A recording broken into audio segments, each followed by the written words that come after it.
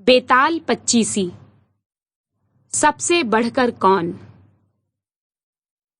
अंग देश के एक गांव में एक धनी ब्राह्मण रहता था।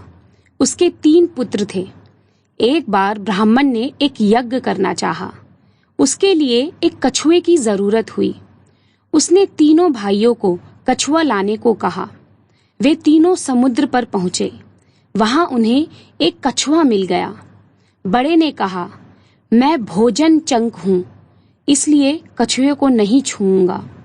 मझला बोला, मैं नारी चंग हूं, मैं भी नहीं ले जाऊंगा। सबसे छोटा बोला, मैं शैया चंग हूं, सो मैं भी नहीं ले जा सकता। वे तीनों इस बहस में पड़ गए कि उनमें कौन बढ़कर है। जब वे आपस में इसका फैसला ना कर सके तो राजा के पास पहुंचे।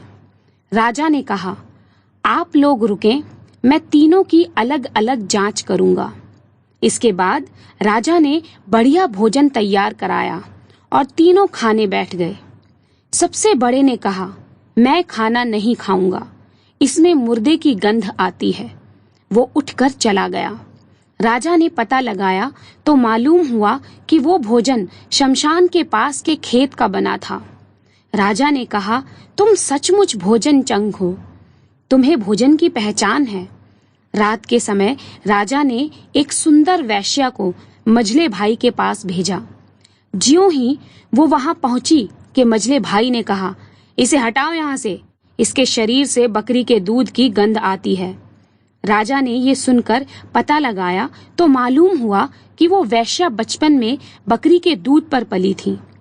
राजा बड़ा खुश हुआ और बोला, तुम सच में नारी चंग हो।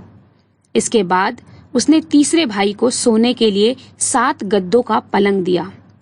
जैसे ही वो उस पर लेटा कि एकदम चीखकर उठ बैठा।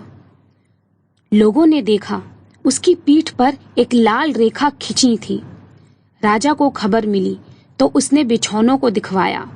7 गद्दों के नीचे उसमें एक बाल निकला।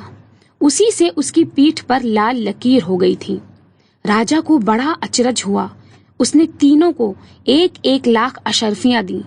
अब वे तीनों कछुए को ले जाना भूल गए, वहीं आनंद से रहने लगे। इतना कहकर बेताल बोला, हे राजा, तुम बताओ उन तीनों में से सबसे बढ़कर कौन था। राजा ने कहा, मेरे विचार में सबसे बढ़कर शैया चंग था, क्योंकि उसकी पीठ पर बाल का निशान दिखाई दिया और ढूंढने पर बिस्तर में बाल पाया भी गया। बाकी 2 के बारे में तो ये भी कहा जा सकता है कि उन्होंने किसी से पूछकर जान लिया होगा। इतना सुनते ही बेताल फिर पेड़ पर जा लटका। राजा लौटकर वहां गया, उसे लेकर लौटा तो उसने ये कहानी सुनाई। कहानी समाप्त। सबसे बढ़कर कौन। बेताल पच्चीसी।